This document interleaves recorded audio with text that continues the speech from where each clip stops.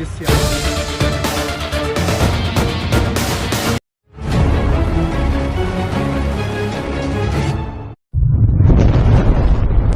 शोधा park Chakwal. Senator lieutenant general Abdul Qayyum Awan की क़यादत में एक्स सर्विसमैन, ताजर बरदरी, सहाफ़ी हज़रात और सिविल सोसाइटी ने अफ़वाज पाकिस्तान और शोधाए लवाहिकीन के साथ मिलकर एक अजीम शान तकरीब मुनक़्क़िद की और फूल निछावर किए। इस तकरीब में ज़िला के डिप्टी कमिश्नर कुर्रल तैनीन भी शरीक हुई। शोधा के लवाहिकीन के साथ इज़हार हमदर्दी किया।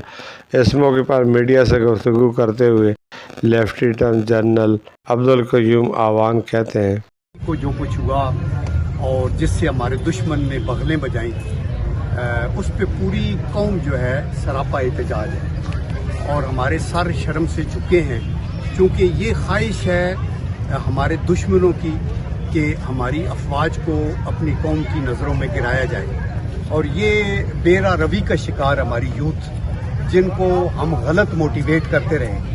और आपको पता है, जब माँ को बाहर निकाले, मैं इधर थापड़ा मार के इनको बाजार में ले जाऊं और इनको कहूँ वट्टे मारो, शीशे तोड़ो, तो फिर तो वो कभी भी नहीं होगी। अभी हम देखें, एक हमने प्रोग्राम किया, एक डिसिप्लिन के साथ किया है, तो ये बड़ा इंतहाई ज़रूरी है। और हम अपने इस जो कुछ हुआ उसकी पुरजोर मज़म्मत करते हैं। हम अफवाज पाकिस्तान के लिए दुआगो हैं।